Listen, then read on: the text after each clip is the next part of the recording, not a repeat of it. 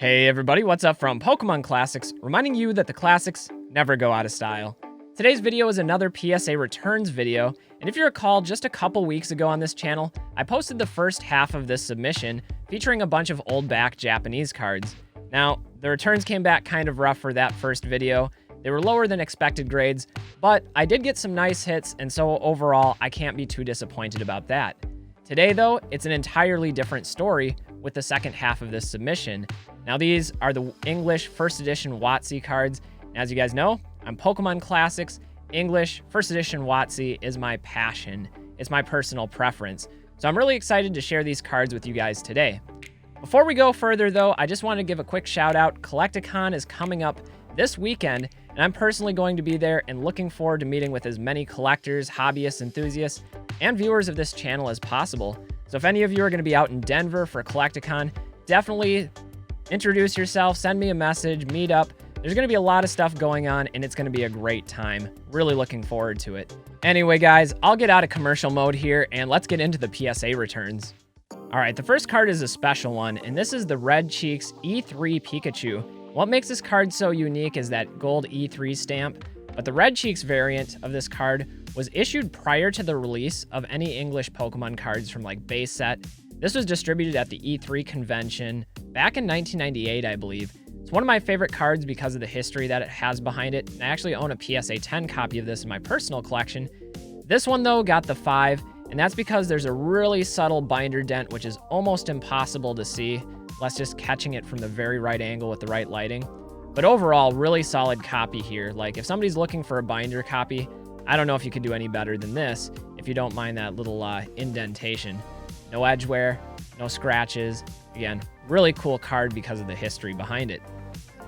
Then I sent in some jungle cards, and these are generally some of the more difficult ones to grade, starting with Kangaskhan. Very difficult card to achieve a PSA 10. This one got a 9, which is a great grade for Kangaskhan, so I'm happy with that. Kangaskhan originally was featured in one of the decks from Jungle. Just in general, the Jungle cards are known for having silvering on the edges from really poor cut quality. You got to keep in mind at the time Pokemon was bombarded with interest. This was like peak Pokemon 1999. Next we got the Snorlax, PSA 9 on that one. Again, really difficult card to grade in a 10. 9 though is a great grade for this card. Really clean backside, maybe a dot or two of edge wear. That's pretty normal with 9s. Then another one that's super difficult to grade in a 10, the Vaporeon, the most difficult of all the evolutions, and not my personal favorite. I actually like Jolteon the most. I know Gem Mint Pokemon would probably be in agreement with me on that one, but still really cool card here. Brings back a lot of nostalgia. The Jungle cards were some of the first ones that I was able to pick up in packs when I was a kid, though it was pretty rare for me to get any packs. Next, we'll hit you with some fossil cards, starting with Aerodactyl. The Aerodactyl gained the 8. Not a terrible grade for Aerodactyl. This card did come in pre-release, but this is the regular set edition of Aerodactyl.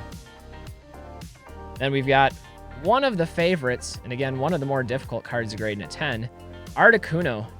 This one getting the 9. Remember, Articuno was one of the first holographic cards that I pulled from a fossil pack as a kid, so it has a lot of memories and nostalgia from that standpoint. Then we've got Ditto, which was one that a lot of kids on the playground were excited by. Like Ditto, really unique Pokemon, its ability to transform and morph into other Pokemon. Also, the 3D artwork was something that I always liked. This one got a PSA 9, a little bit off center, top to bottom. Overall, though, you're never going to see me complain about a 9 on some vintage WOTC first edition holos. Then we come with Dragonite. This is the chase card of Fossil. You gotta love that rainbow holographic pattern in the background, how it just bleeds from one color into the other. Love it. And all those dragon cards, you think back to like Erica's Dragonair, and even the original Dragonair from base set, almost always have some sort of rainbow background to them. Cool card there, that one got the 7.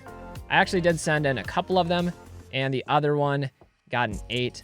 Again, pretty solid card for Dragonite. It's a very desirable card that a lot of people really like. How can you not, right? Pretty clean backside. We got a little bit of edge wear in the top corner. Then another Pokemon that commands a lot of popularity. Everyone's favorite Ghost, with the exception of me. I think I'm maybe the only person out there that likes Haunter more.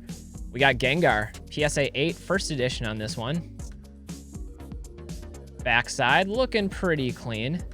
One of the things you have to watch out, even directly out of the packs in these vintage WOTC holos, is print lines from the factory. And often those print lines will drop your card down to an 8 at best. Second Gengar got a 9. Really great grade on that. Again, very popular Pokemon. Really cool artwork too. They were really coming out on all cylinders with those 3D arts. Pretty clean on the backside, a little bit edge wear down on the bottom. Most of these cards will be listed up on my eBay store when this video goes live. I have a PSA 10 complete set of all of these holos, and so these ones are extras for me. Hitmonlee, kicking right at the viewer. Nice foot angle here. PSA 8 on that one. Still a pretty solid grade. Not one of the flashier cards when you're thinking of Fossil, but first appearance of Hitmonlee. I know Hitmonchan got a lot more of the glory when it came to playability back in this era. Our second of our legendary birds, we have Moltres, the Fire Chicken. Personally, not my favorite artwork of Moltres. Like, I like the card, but there are some really good ones out there. Blaine's Moltres comes to mind, even Rocket's Moltres. Still though, 9, really solid grade. Then we got the Zapdos. Now Zapdoses have like the weird holographic evolution box error. And I know sometimes people act like that makes it more rare, more prestigious, but it really doesn't. It's a very common thing to have. In fact, it might be on all of the first edition ones. I'll have to look into that. I don't recall specifically. But another 8 on that one. And then lastly, from Fossil, we have Zapdos number 2. PSA 9 on this one. Like how Zapdos is just swooping in right at the camera. It's a cool angle, really cool artwork. Personally, though, it's the original base set Zapdos that's my favorite out of them. Still pretty cool that Zapdos could have 2 cards released in such a short time frame. Going into Team Rocket, I only sent a few cards from Team Rocket, and one of them was this Dark Dragonite. Very playable card, at least it was for me back in the day. Love the Pokemon power. Even Dark Dragonair had a really usable Pokemon power as well. This one got the 8. Little dot of edgeware up here in the top. Little one down in the corner as well. Still pretty solid card. Again, one of the harder cards to grade in the Team Rocket set, the Dark Magneton. This one's got a swirl right by the shadow of the Team Rocket guy. A lot of holo in here, really light holo foil surface, making it very susceptible to those scratches. So still, a 9, about as best as you can expect for a card like that. Last one from Team Rocket, we've got Dark Raichu, and this is technically the first secret rare that Pokemon ever released in English. However, I would argue that the Pikachu, the IV Pikachu with the first edition stamp on it, the promo one, I think that's been proven to be the first technical secret rare. Still, I love this artwork. This is one of my personal favorites of all time. Just in general, some great artworks in Team Rocket. If you've watched this channel for a while, you know that I absolutely love displaying some of my graded card collection. I'm constantly rotating different cards in and out of display and finding unique and creative ways to emphasize some of the highlights of each and every one of those individual cards. One of my favorite vendors that I met at the Dallas Collecticon is Graded Guard. They make these bumpers or cases for slabs that keep your cards protected, but also looking really stylish. They come in a number of different colors, and so Graded Guard was kind enough to give me some samples to review on this channel. And I just wanted to walk you through these. This is not a paid sponsorship, but I did get these for free just for the purpose of review. Now, like I said, they come in a number of different colors, and you just simply pull off the film, put your card inside, and you have this nice protective rubberized bumper in case you ever drop a card. There's also a little viewing glass on the front, which I think makes a nice touch. Now, I got a variety of different colors to feature some of my different cards here. Gotta go with the big 3, the first edition Charizard, Blastoise, and Venusaur, PSA 9 condition, and now we could call them PSA fine condition.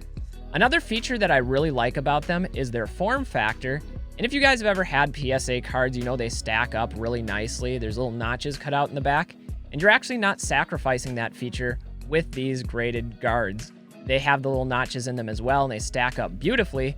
So again, it's kind of nice being able to carry that feature over, even with your cards in those guards.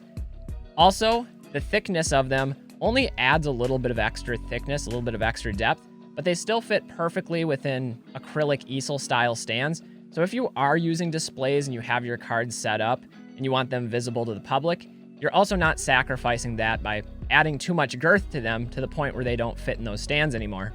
Overall, I can't really find anything negative to say about these. I really like them.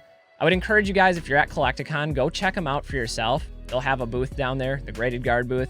If you guys aren't going to Collecticon, maybe check out their website. I'll leave a link for it down below.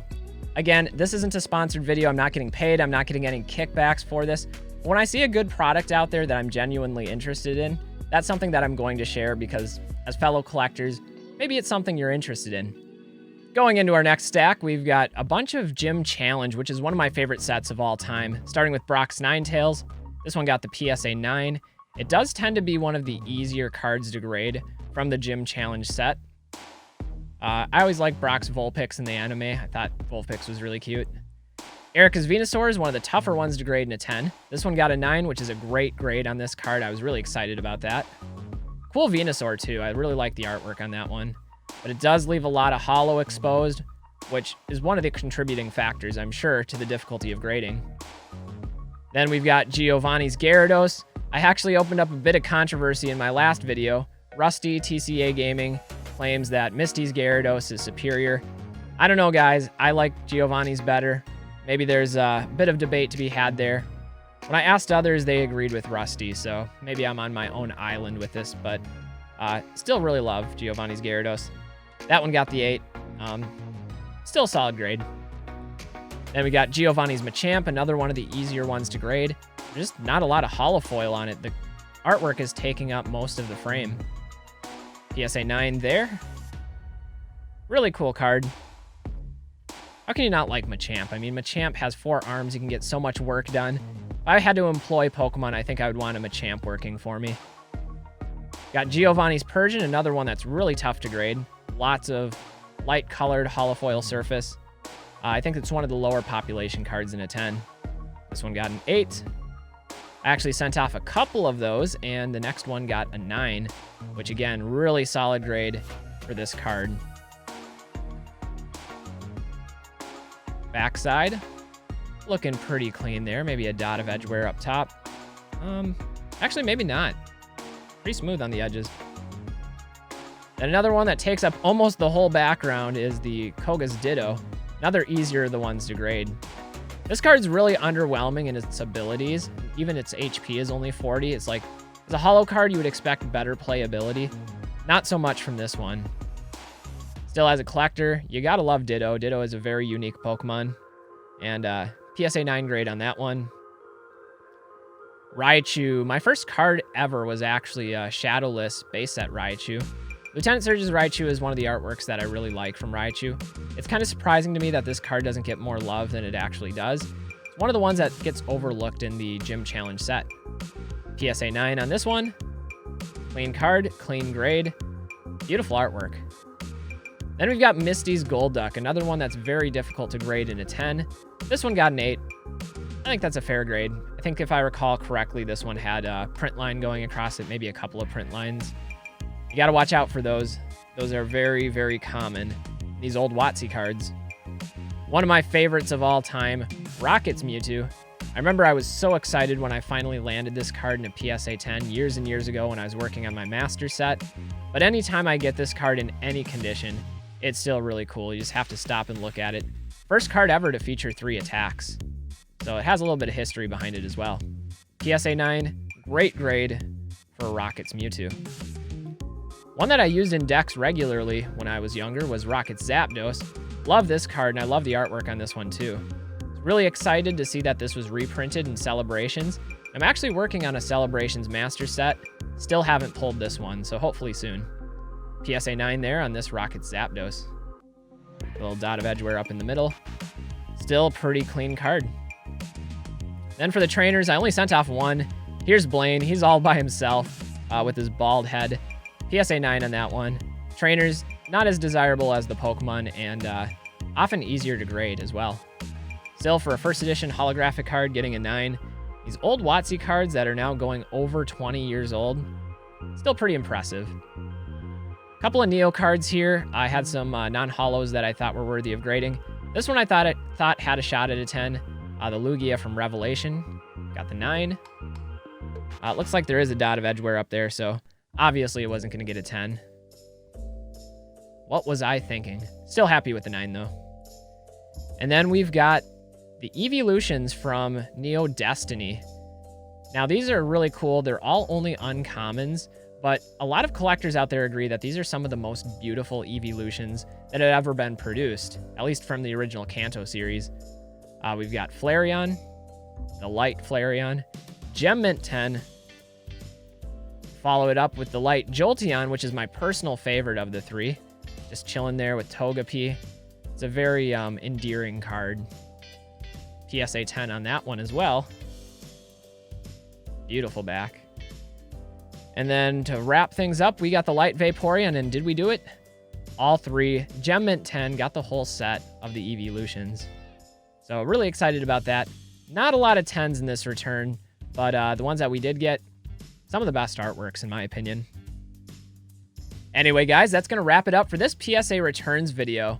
I actually have a couple other orders at PSA right now as part of the July $18 special tier, and I'm really excited to see how those cards do, how they grade, especially since many of them are first edition Wizard of the Coast Neo Holos, and those are my personal favorites, so fingers crossed on that one.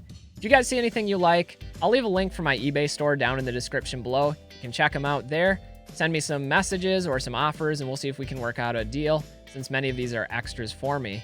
I also want to give a shout out to Graded Guard for sending me some product samples. Didn't have to do that, but I really appreciate that. One thing I can tell you is that I absolutely love them, and collecting is an addiction, so I'm sure that I'll be visiting their booth down in Collecticon to pick up some more, because 5 or 6, simply not enough. If you guys want to check them out as well, I'll also leave their link for their web store down in the description below. Finally, if you guys are going to Collecticon in Denver, definitely send me a message, stop by and say hi. I would love to chat with each and every one of you. To me, that's the best part of the hobby, that's the best part of collecting, is that community aspect. So that's why I'm going, that's what I hope to achieve while I'm there, and it's going to be a great time. Anyway, guys, I'm Pokemon Classics, reminding you that the classics never go out of style. Till next time, everybody, stay well, enjoy collecting, and don't forget to have fun. We'll see you, everybody.